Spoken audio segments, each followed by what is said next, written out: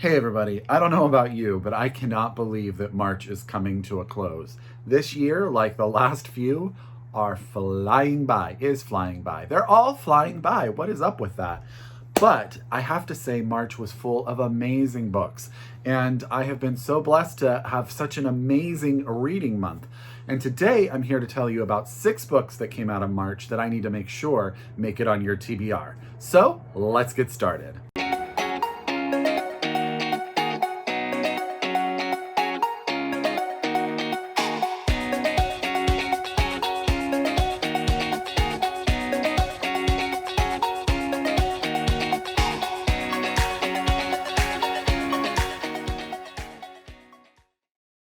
Hi everybody and welcome back to my channel. It's Russell with Ink and Paper Blog. How are you all doing today? As always, I hope you're happy, I hope you're safe, I hope you're healthy, and of course I hope you're reading an amazing book, or 2 or 3 or 4. I have to say the weather in Northern California is absolutely insane right now. We had an 85-degree weather day, then it was 60 the next day, there's rain in the forecast, it is all over the place, which I guess is basically spring, but it has been hard to really know how you're going to dress every single day. But it has been fantastic reading weather. And again, this month has been full of amazing, amazing books. So today I want to talk about 6 books that came out in March. I think they're all out now, that I need to make sure on your TBR. There were a lot of amazing books, but I'm just picking 6 that I just think you are going to really love. So let's get out that paper, that pen, that pencil, however you keep, or your Goodreads, however you keep track of your TBR. If you are so able, order these books from your local independent bookstore or have your library get you a copy as soon as possible. So the first book I want to tell you about is actually the book that I am currently reading right now, and I am devouring this book. It is so good. And that is The Last Confessions of Sylvia P. by Lee Kravetz, and this is out from Harper. Now, Sylvia P. is Sylvia Plath. This book is so good, y'all. It's so good. It's told from 3 perspectives. So the first perspective is sort of set in current times, and is from the point of view of a woman that works at an auction house who has had these sort of notebooks brought in that appear to be sort of the rough draft version of Sylvia Plath's the bell jar. And she is trying to determine whether or not these are authentic and whether or not they will go up for auction, okay? The second point of view is from the point of view of a contemporary rival poet of Sylvia Plath. They are in the same sort of writer's circle and sort of talks about Sylvia's talent and also this animosity and the competition within this group of poets, it is so good. And then the third section is told from the point of view of her psychiatrist while Sylvia was in therapy at a mental health facility, and the different things that this doctor was trying to do to help Sylvia Plath. All of it sort of really rotates around Sylvia Plath's artistic brilliance, but also how her mental health affected her point of, how people looked at her and how she interacted with others. I think it is so far fantastically interesting that we're getting all these different perspectives, but Sylvia is coming into focus without ever hearing her voice other than through her work. I hope that did a great job selling it because I am loving it.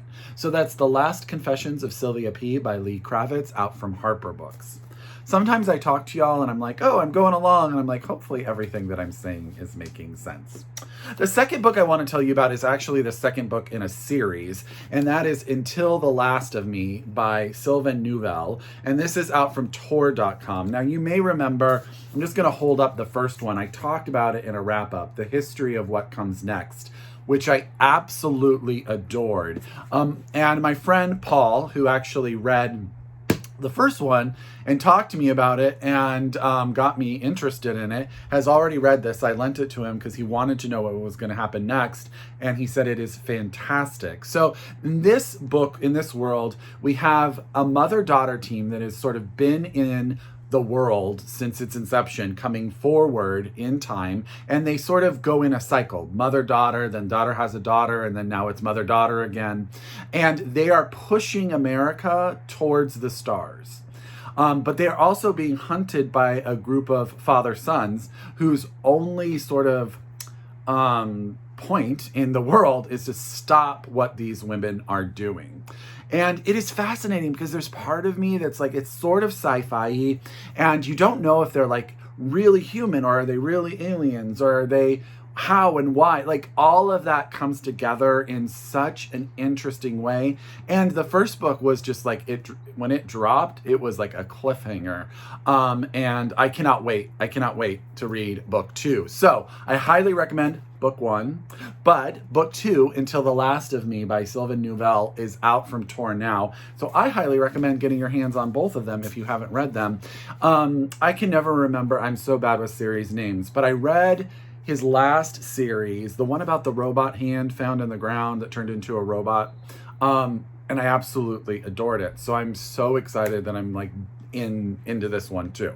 So we're going to go a little bit, this is an eclectic group of books we're going to go through, because now we're going to go to a collection of short stories that focuses on the South Indian immigration experience and family experience, and that is Seeking Fortunes Elsewhere by Sindya, Bhanoo, I hope I'm saying your name right, out from Catapult. Now, I've only read the first story in this collection. It actually won the O. Henry Prize. I believe Chimamanda Ngozi Adichie awarded it an O. Henry Prize for short stories, and it is fantastic. The first story is so good.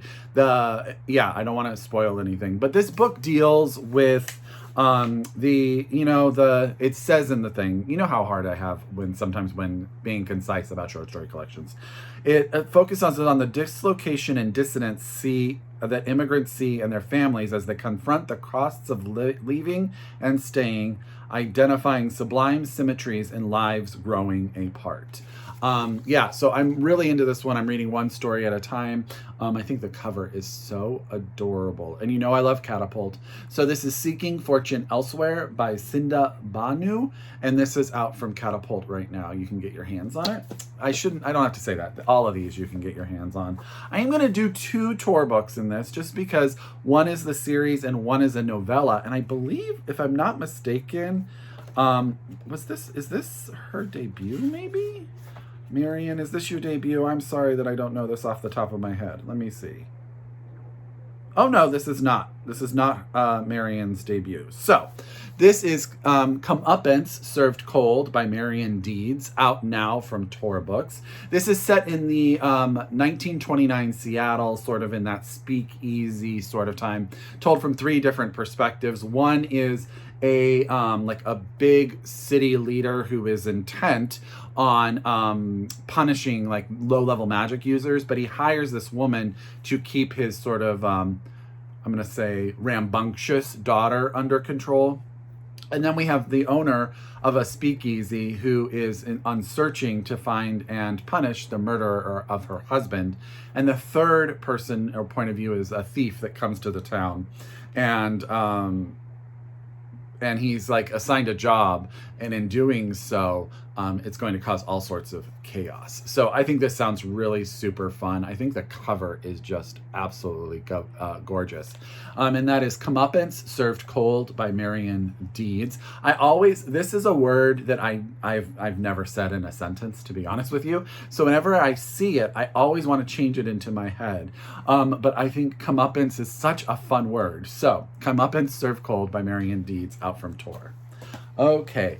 This book was on my radar. I don't know why. I read a review of it in some magazine, and it sounds like it's utterly going to break my heart. And that's The White Girl by Toni Birch. This is out from Harpervia. And this book won the NSW Premier Award for Indigenous Writing in Australia. And this is the story of Odette Brown. She's lived her entire life in this tiny town, on the fringes of this tiny town in Australia. I'm just going to sort of use it a little bit here. And the town is full of secrets. Like, it's one of those tiny towns, which I just absolutely love. And it says secrets that could explain why Odette's daughter Lila left her 1-year-old daughter Sissy and never came back. And then why Sissy has white skin while her family is Aboriginal. And it says 13 years Odette has been raising her granddaughter and trying not to get noticed by the authorities, who removed fair-skinned Aboriginal children from their families, until one day a new sheriff or police officer shows up in town, and it says, with cruel eyes and a rigid by-the-book attitude, throws the brown woman's life off kilter. It will take all of Odette's courage and cunning to save Sissy from the authorities and save her family. That's what I want to say. Does this sound, it sounds like it's going to break my heart, right? It sounds like it, but it sounds so good. So that's The White Girl by Tony Birch, out from Harpervia. And again, this won the NSW Premier's Award for Indigenous Writing in Australia. And I think, if I read correctly, he's got a short story collection out as well. And it looks like he also has another book out. So hopefully we'll be seeing more of his work here. So yeah, that sounds fan-freaking-tastic. Last but not least is a book that Knopf sent me, and it fits perfectly within my memoir project for 2022 about one of my favorite people of the theater world, and that is Harvey Fierstein's I Was Better Last Night, his memoir. And here, I just love all of this. Now, if you are not familiar with Harvey, you really should be, let's be honest. He has the most unique voice. He wrote the fantastic play, the Torchong Trilogy. He was the book writer for La Cage aux Folles. He was he the book writer for Kinky Boots? He was. And he's working on the new Funny Girl that's about to open on Broadway as well. He was in, he played Edna Turnblad in the Hairspray production, won a Tony for that. And he's just one of those people that is so engaging. And I can't even imagine the stories he has to tell about his life and career on the Broadway stage. So I just think that is such a diva pose. Absolutely loving him. And this is I Was Better Last Night, a memoir by Harvey Fierstein, out from Knopf as we speak. So I think I'm going to do this one on audio. Again, if you have not heard Harvey's voice, you're missing something special, and to have him read to you could be quite enjoyable and stuff. You may also remember him. He played Robin Williams' brother in Mrs. Doubtfire, the one who makes the prosthetics. I don't know, maybe that's where you are. And if you're too young to know any of this, I'm sorry. So that is a stack of, it's 7 books, but I'm only talking about 6 of them technically, that came out in the month of March that I just absolutely think that you should have on your TBR.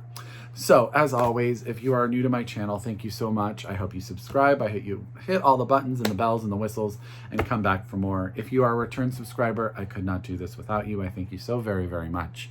And as always, I wish you, I encourage you to read globally and shop locally. And until next time, I wish you happy reading. Bye, everyone.